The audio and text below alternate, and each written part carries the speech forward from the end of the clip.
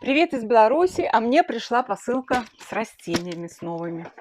Это всегда очень волнительно. Сейчас ноябрь, у меня там дождь идет, как и у вас, наверное, да, пасмурно, но у нас еще очень тепло. Последняя неделя такая теплая ноября.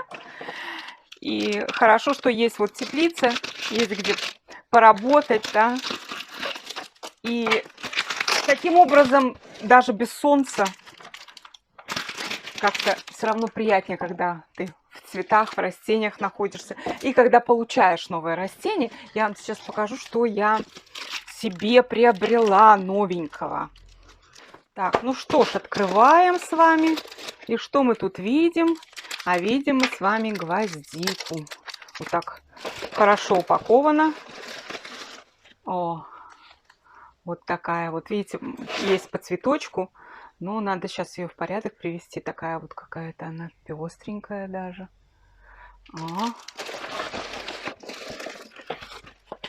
Так вот. Это все разные сорта будут.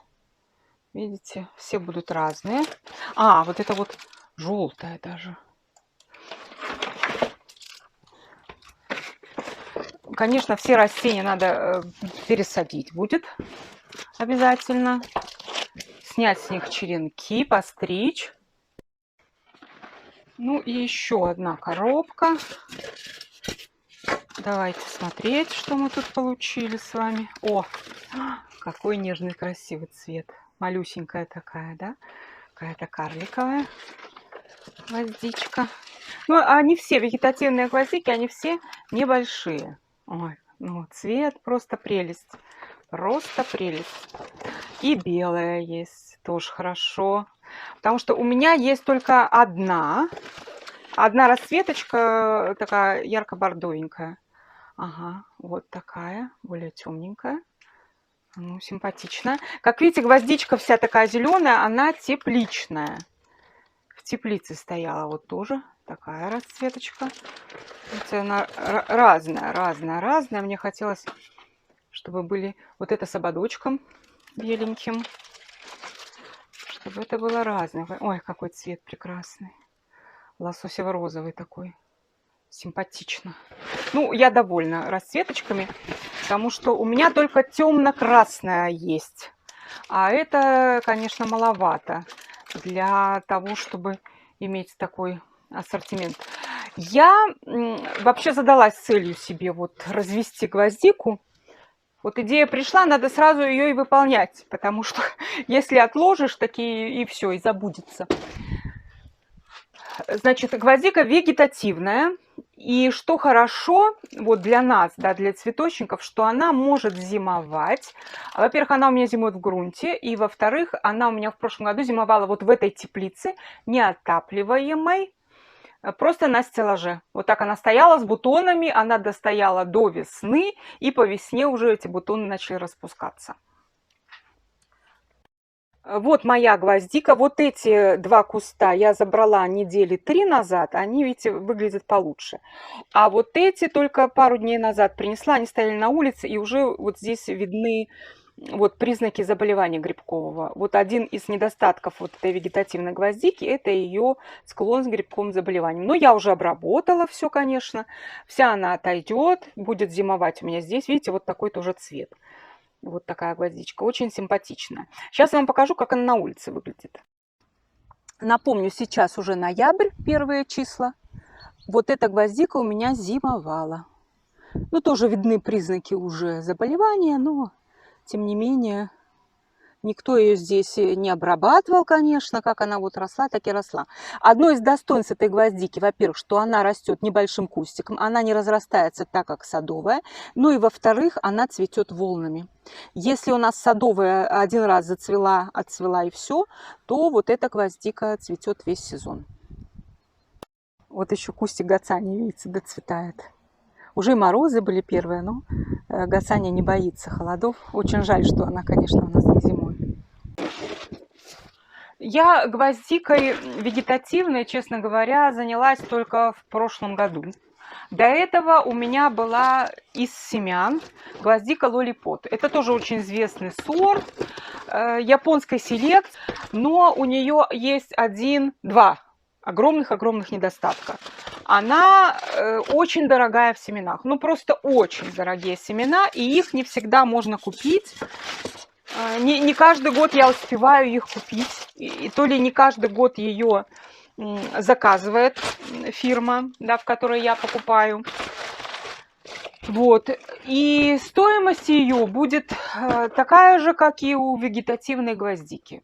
То есть больше она стоить не будет, а все-таки выращивание из семян, ну, оно тоже, я не скажу, что сложное, я много чего из семян выращиваю, но требует больше времени и затрат, чем выращивание из черенка. Согласитесь, когда вы берете уже готовый черенок, да, и из него растите, и из семян, это разные вещи, конечно.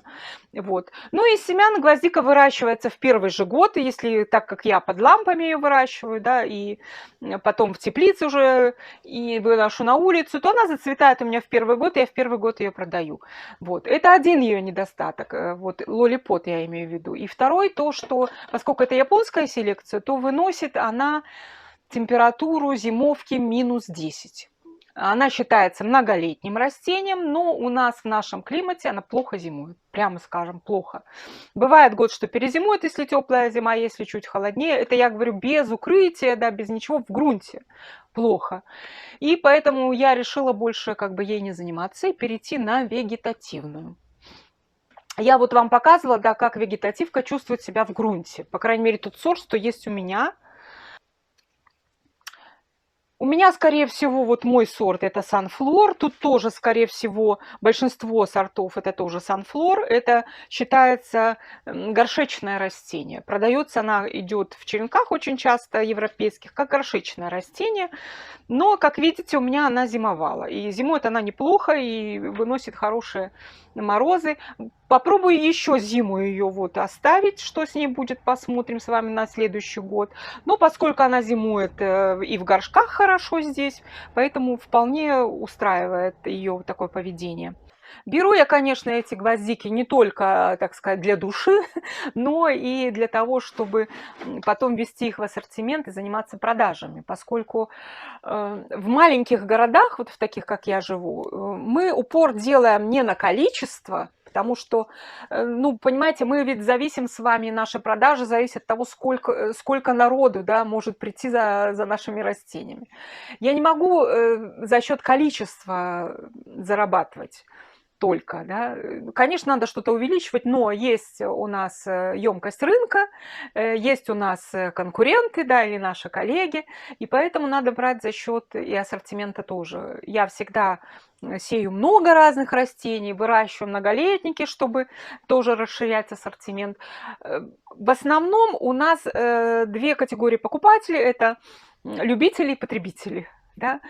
Потребителям им надо, вот, чтобы что-нибудь было красивенько, да, вот соседка посадила, дайте мне такое тоже. Или там, ну, привыкли вот, чтобы петуния была ампельная, висела в беседке, значит, надо купить и в этом сезоне. У любителей же другие запросы. Мы сами с вами любители, да. Если у меня есть такое растение, я хочу еще другое растение, что-нибудь новенькое. Вот они приходят, а что у вас новенького есть? Поэтому, ну, надо что-то предложить и новенькое.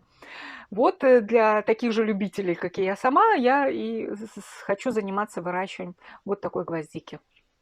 Так что вот такие у меня новые растения. Будем делать из них красиво. Ну а вы заходите на канал, смотрите видео. Если нравится, подписывайтесь. Ну а мне пора прощаться. До свидания. Надеюсь, до скорого.